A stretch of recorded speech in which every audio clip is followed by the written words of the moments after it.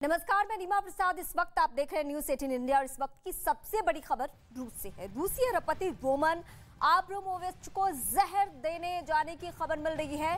Wall street journal की report में यह दावा किया गया है कि क्यू में हुए शांति वार्ता में रोमन अब्रामोविच को जहर दिया गया था। अब्रामोविच जंग के बीच पीस मेकर का काम कर रहे थे। दरअसल शांति बातचीत के लिए एक प्रतिनिधिमंडल क्यू पहुंचा था, जिसमें रूसी अरबपति रोमन और यूक्रेनी सांसद रोस्तम समेत 2 अन्य अधिकारी शामिल थे। खबर के मुताबिक जब वे सुबह उठे तो उनकी आंखें सूजी हुई थी, शरीर में दर्द हो रहा था बेतहाशा, साथ ही उनके चेहरे और हाथों की स्किन निकलने लगी थी। इतनी ही नहीं स्थिति थी, रोमन को कुछ देर तक दिखना भी बंद हो गया था और इसके बाद ऐसी खबर मिल रही है जो कि कहा जा रहा है कि जहर दिया गया है।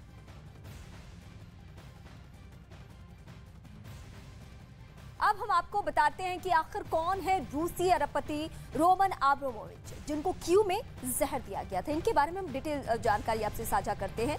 कौन है रोमन अब्रामोविच, ये हम आपको बताते हैं। 24 अक्टूबर 1966 को रोमन अब्रामोविच का जन्म सोवियत संघ के सारातोव शहर में हुआ था। रोमन का जन्म मशहूर फुटबॉल क्लब चेल्सी एफसी में हिस्सेदारी थी। पिछले दिनों रोमन ने फुटबॉल क्लब से नाता तोड़ लिया। पाबंदियों की वजह से क्लब से रोमन ने नाता तोड़ा। यूके ने रूसी कंपनियों पर पाबंदियां लगा दी थी। अब्रामोविच को पुतिन के करीबी दोस्तों में शुमार किया जाता है। अब्रामोविच के पास दुनिया की दूसरी सबसे महंगी यॉट है।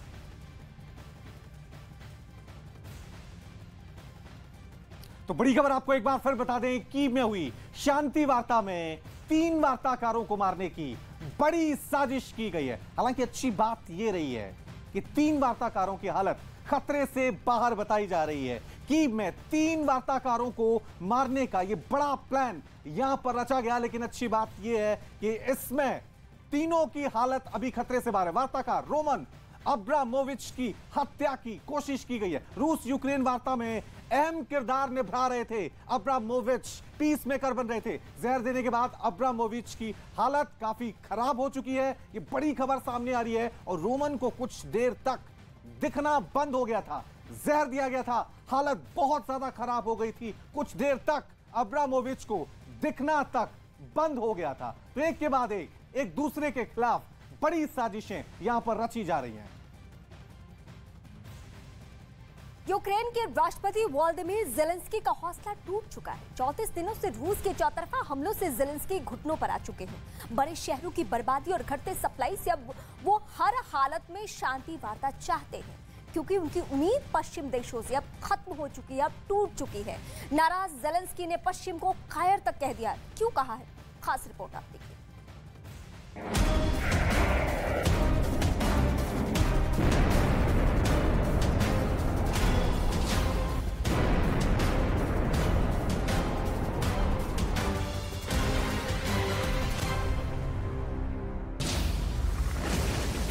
यूक्रेन के शहरों में रूस आग बरसा रहा है। हर शहर में बस बर्बादी है, तबाही है, उजड़ते आशियाने हैं और जिंदगी की जंग है। 34 दिनों से बंदूक की गोली, टैंक के गोले और आसमान से गिरती मिसाइलों के हमले से यूक्रेन के हौसले पर चोट लगी है। अब तक यूक्रेन की सेना ने दम लगाकर रूसी सेना का जवाब दिया। कभी भी किसी भी शहर पर पूरा कब्जा नहीं होने दिया। रूसी सेना को कई बार जंग से पीछे भी धकेला, मगर बड़ा सवाल यही है कि सुपर पावर रूस की सेना के सामने यूक्रेन अकेले दम पर कब तक टिका रहेगा। अब धीरे धीरे यूक्रेन का हौसला जवाब दे रहा है। यूक्रेन के सेना नायक का भी सब्र टूट रहा है, क्योंकि जिस नेटो की सदस्यता के लिए यूक्रेन रूस से भिड़ गया, वो अभी तक युद्ध से दूर है। मदद का भरोसा भी दिया था, मगर वो जमीन पर नहीं पहुंचा, जबकि ज़ेलेंस्की लड़ाकू विमान के लिए गिड़गिड़ाते रहे। नेटो से उसके 1% टैंक की गुहार लगाते रहे, मगर पश्चिमी देश आंख मूंदे रहे। Не у найпотужнішому оборонному об'єднанні світу, не одна з 30 держав під парасолькою спільного захисту, під парасолькою 5 статті. Ми таке відчуття, що ми у сірій зоні між Заходом і Росією, але захищаємо всі наші з вами спільні цінності. і ми світлі люди, і захищаємо всі ці цінності вже місяць. Місяць героїчного опору, місяць. जबकि नेटो महज आश्वासन से काम चलाता रहा, दुख जताता रहा और मदद का दम भरता रहा। Allies agreed to supply equipment to help Ukraine protect against chemical, biological, radiological and nuclear threats. This could include detection equipment, protection and medical support, as well as training for decontamination and crisis management.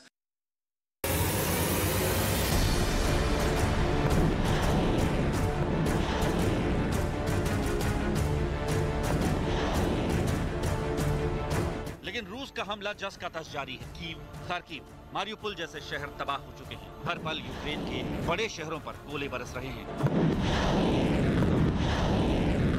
रूस के missile हमले और गोलों का जवाब देना Ukraine के लिए मुश्किल होता जा रहा है।